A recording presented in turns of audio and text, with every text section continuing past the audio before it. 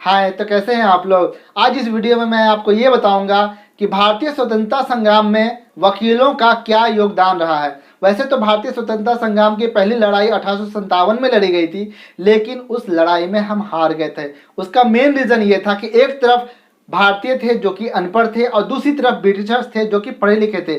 तो पहली जो लड़ाई हुई थी वो अनपढ़ और पढ़े लिखों के बीच हुई थी, जिसमें पढ़े लिखे लोगों की जीत हुई। यही रीज़न था कि ब्रिटिशर्स 1857 की जो क्रांति हुई थी उसमें जीत गए थे। 1857 की क्रांति से मिली विफलता के बाद भारतीय लोगों को यह एहसास हुआ कि स्वतंत्रता संग्राम के लिए शिक्षित होना बहुत ही ज़रूरी है। जिसे अपने दुखों से मुक्ति चाहिए उसे लड़ना होगा, और लड़ने के लिए पहले पढ़ना होगा, क्योंकि ज्ञान के बिना लड़ने गए तो हार निश्चित है, जैसा कि 1857 की क्रांति में हुआ। इसके बाद लोग शिक्षित होना प्रारंभ हुए और लोगों ने वकालत पर ध्यान ज़्यादा दिया। यही वजह है कि जितने भी प्रोमिनेंट लीडर्स आए वो वकील ही थे, चाहे वो जस्टिस रनाडे हों, महात्मा गांधी हों, मोतीलाल नेहरू हों, जवाहरलाल नेहरू हों, सरदार वल्लभ भाई पटेल हों, भोला भाई देसाई हों, या फिर भीमराव अंबेडकर हों। जब बात सन 1947 की आई तो इस वक्त बात बराबर की थी, यानी कि 1947 में जब कन्फ्लिक्ट हुआ भारतीय लोगों और ब्रिटिशर्स के बीच, तो दोनों इक्वल फुटेज पे थे, यानी कि भारतीय भी पढ़े लिखे थे और ब्रिटिशर्स भी पढ़े लिखे थे। लेकिन यहाँ पर भारतीय लोगों का पलड़ा भारी था, इसलिए भारतीय लोगों की जीत हुई। और इस जीत का सबसे ज़्यादा अगर श्रेय जाता है तो वकीलों को ही जाता है, क्योंकि जितने भी कांग्रेस के प्रोमिनेंट लीडर्स थे वो वकील ही थे।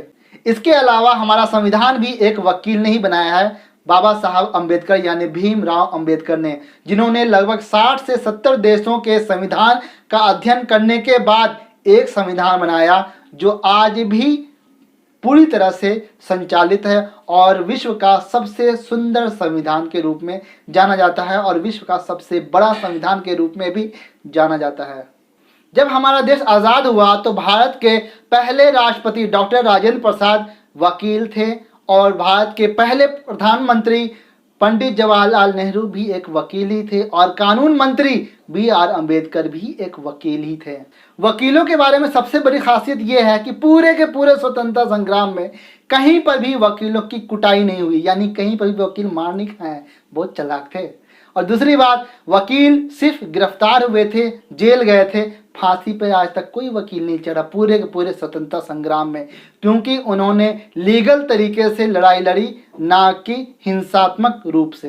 यही रीज़न है कि वकीलों को जेल तो हुआ लेकिन वो फांसी पे नहीं चढ़े, और ना ही उनका कभी इनकाउंटर हुआ और ना ही उनकी कभी कुटाई हुई। वर्तमान परिप्रेक्ष्य में अगर देखा जाए तो वकीलों की अहमियत भी बहुत बढ़ गई है, क्योंकि जब भी जस्टिस की बात आती है तो लोग न्यायालय का ही रुख अपनाते हैं और न्यायालय में न्याय जज करता है, लेकिन वहाँ पर जिरह यानी कि वहाँ पर एक दूसरे का पक्ष वकील ही रखते हैं। लोग न्याय की उम्मीद भले ही जज से करते हों, लेकिन न्याय तक पहुँचने का जो जरिया है वो वकील ही होता है।